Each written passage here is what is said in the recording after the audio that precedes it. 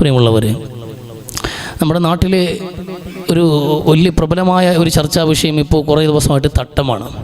ഒരു മുസ്ലിം പെൺകുട്ടിയുടെ തട്ടവുമായി ബന്ധപ്പെട്ട് തുടങ്ങിയ ചർച്ച അത് ഏത് അവസ്ഥയിലൊക്കെ കാടുകയറി പോകുന്നു, എവിടെയൊക്കെ എത്തുന്നു എന്നുള്ളത് നമുക്ക് ഈ കാലഘട്ടത്തിൻ്റെ ഒരു സ്വഭാവം വെച്ച് നോക്കുമ്പോൾ അത്ഭുതമൊന്നുമില്ല. എന്നാലും ഇതൊക്കെ ഏത് അവസ്ഥയിൽ പോകുന്നു എന്നുള്ളത് വളരെ അപകടകരമായൊരു സാഹചര്യമാണ് നിലനിൽക്കുന്നത് എന്ന് നമുക്കൊരു സൂചന കൂടിയാണ് നൽകുന്നത്. ഒരു സ്കൂൾ കോമ്പൗണ്ടിൽ നിന്നൊരു ബോംബ് പൊട്ടി ഒരു കുട്ടിക്ക് പരിക്കേറ്റിട്ട് ഒരു കുഞ്ഞു ജീവമരണ പോരാട്ടം നടത്തുമ്പോൾ അതിവിടെ വാർത്തയായില്ല, അതിവിടെ ചർച്ചയായില്ല, അതിൻ്റെ ഒരു ഡിബേറ്റ്സുകളില്ല, ഒരു പ്രശ്നവുമില്ല. ബോംബ് പൊട്ടി ആരെങ്കിലും മരിച്ചു പോയാൽ, RSSകാരൻ്റെ ബോംബ് പൊട്ടിയിട്ട് ഒരു കുഞ്ഞു മരിച്ചു പോയാൽ വാർത്തയില്ലാത്ത നാട്ടിൽ ഒരു കുട്ടിയുടെ തട്ടവുമായി ബന്ധപ്പെട്ടത് ഒരു സമുദായത്തെ അപകീർത്തിപ്പെടുത്താൻ വേണ്ടി ബോധപൂർവം അതിനെ എല്ലായിടങ്ങളിലും വിളിച്ചിഴച്ച് എല്ലായിടത്തും ചർച്ച ചെയ്ത് വലിയ വഷളാക്കി പ്രശ്നമാക്കി കൊണ്ട് നടക്കുന്നൊരു സാഹചര്യമുണ്ട്. അപ്പോൾ ഈ വിഷയത്തിൽ നമുക്ക് നിലപാടും കാഴ്ചപ്പാടുകളും ഇസ്ലാമിലെ തീരുമാനങ്ങളും അല്ലെങ്കിൽ സാമൂഹിക ഭരണഘടന അനുശാസിക്കുന്ന സംഗതികൾ അതൊക്കെ വേറൊരു തലമാണ്. എന്നിരുന്നാൽ പോലും ഒരു സമുദായത്തെ വേട്ടയാടാൻ ബോധപൂർവം എല്ലാവരും കൈകോർക്കുന്നു എന്നുള്ള വിഷയത്തിൽ നമ്മൾ എന്ത് ചെയ്യും, ഒരു ജാഗ്രത പുലർത്തണം.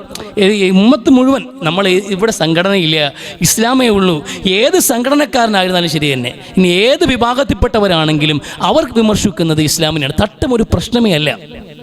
തട്ടം വിടുന്നതിന് ആർക്കും തടസ്സമുണ്ടോ? ഒരു ജാതിക്കാരനോ മതക്കാരനോ ഒരു സമൂഹത്തിനോ, വാർത്തക്കാർക്ക് പ്രശ്നമുണ്ടോ, മീഡിയക്കാർക്ക് പ്രശ്നമില്ല. ആ തട്ടം ഇടേണ്ടത് കന്യാസ്ത്രീ ആയിരിക്കണം. ആ താടി വെക്കുന്നതിൽ കുഴപ്പമില്ല, സന്യാസിമാർ താടി വെക്കട്ടെ, അവർക്ക് ഒരു കുഴപ്പമില്ല. കണ്ണും കാലും മുകളിൽ വസ്ത്രം എടുക്കാന്ന് പറഞ്ഞാൽ അത് ട്രെൻഡാണ്, ഇവിടുത്തെ പയ്യന്മാരിട്ടുകൊണ്ട് നടക്കും, അത് കുഴപ്പമില്ല, അത് തെറ്റായ കാര്യമേ അല്ല.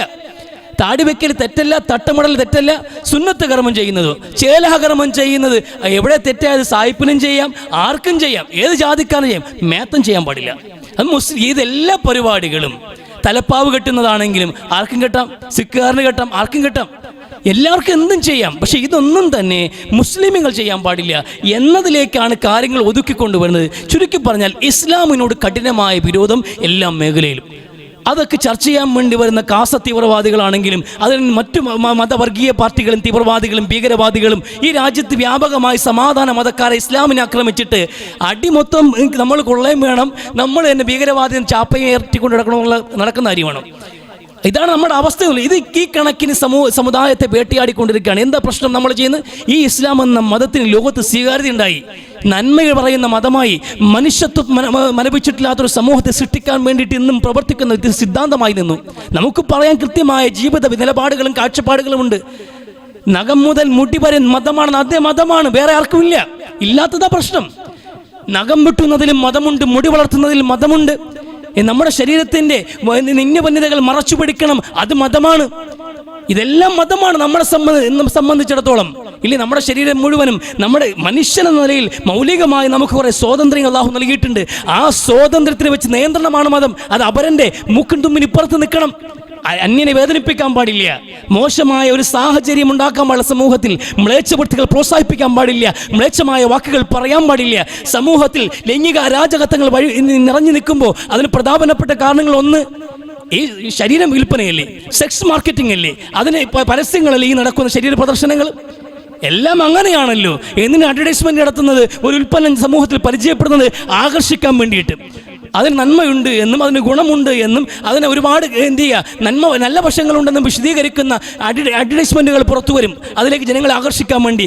ഈ വിധത്തിൽ പരസ്പരം മോഹിക്കുന്നവരായ ആണിനെയും പെണ്ണിനെയും നഗ്നതകൾ പ്രദർശിപ്പിച്ചിട്ട് ജനങ്ങളെ പൊട്ടിത്തെറിക്കാവുന്ന ഒരു ഗ്യാസ് കുറ്റിയുടെ അവസ്ഥയിലേക്ക് കൊണ്ടു നിർത്തുന്നവരാണ്, ഇവിടെ മാർക്കറ്റ് ചെയ്യുന്നവരാണ്. അത് പാടില്ല എന്ന്. പ്രത്യേകിച്ച് പഴയകാലത്ത് മോർഫിങ്ങിലൂടെ വരെ മോശമായ നിലയിൽ മുസ്ലിം പെൺകുട്ടികളുടെ മുഖം മാത്രം കിട്ടിയാൽ അത് വെച്ച് മോർഫ് ചെയ്ത് അശ്ലീല വീഡിയോകൾ ഉണ്ടാക്കുന്ന ഒരു കാലഘട്ടം ഉണ്ടായിരുന്നു. എത്ര പെൺകുട്ടികൾ ആത്മഹത്യ ചെയ്തത്? ഇന്നതും മാറിയില്ലേ? AI കാലഘട്ടങ്ങളിൽ മുഖം പോലും പുറത്തു കാണിക്കാൻ കഴിയാത്ത വിധം ആഭാസ ചിന്താഗതിക്കാരായ സമൂഹമാണ് ഇന്നത്തെ യുവതലമുറ. ഈ യൂത്തന്മാരുടെ മുമ്പിൽ മുഖം മാത്രം കാണിച്ചാൽ തന്നെ അശ്ലീല വീഡിയോകൾ പുറത്തിറങ്ങില്ലേ? മോശമായ ആ അവസ്ഥയിൽ മുഖം പോലും മൂടിയാൽ പോലും സുരക്ഷിതത്വമില്ലാത്ത നാട്ടിൽ ഒരു പെൺകുട്ടി തട്ടമിട്ടാൽ അത് മനുഷ്യാവകാശമല്ലേ? ഈ രാജ്യത്തിന് ഭരണഘടന അംഗീകരിക്കുന്ന കാര്യമല്ലേ? മൗലികമായ അവകാശം, വിശ്വസിക്കാനുള്ള സ്വാതന്ത്ര്യം, വിശ്വാസം പ്രാക്ടീസ് ചെയ്യാനുള്ള സ്വാതന്ത്ര്യം, ഈ സ്വാതന്ത്ര്യം കൂടി ഉൾപ്പെടുത്തിക്കൊണ്ടല്ലേ ഒരു പ്രൈവറ്റ് സ്ഥാപനം അവിടെ പ്രവർത്തിക്കാൻ പാടുള്ളൂ. അതാണല്ലോ ന്യായമായ കാര്യം. എന്നിരിക്കുമ്പോൾ എല്ലാ മതചിഹ്നങ്ങളുമാകാം, ഇസ്ലാമിക ചിഹ്നം മാത്രം പാടില്ല എന്ന് പിടിവാശ കാണിക്കുകയും അത് അന്ത്യചർച്ചയ്ക്ക് വഴിയൊരുക്കുകയും അതിൻ്റെ പേരിൽ ഇസ്ലാമിനെയും മുസ്ലിങ്ങളെയും കടന്നാക്രമിക്കുകയും ചെയ്യുന്ന താല്പര്യം ഇസ്ലാം വിരോധം മാത്രമാണ്. ഇസ്ലാം ഫോബിയയുടെ പുതിയ മുഖങ്ങൾ മാത്രമാണ് ഇത് എന്ന് മനസ്സിലാക്കാൻ കഴിയണം.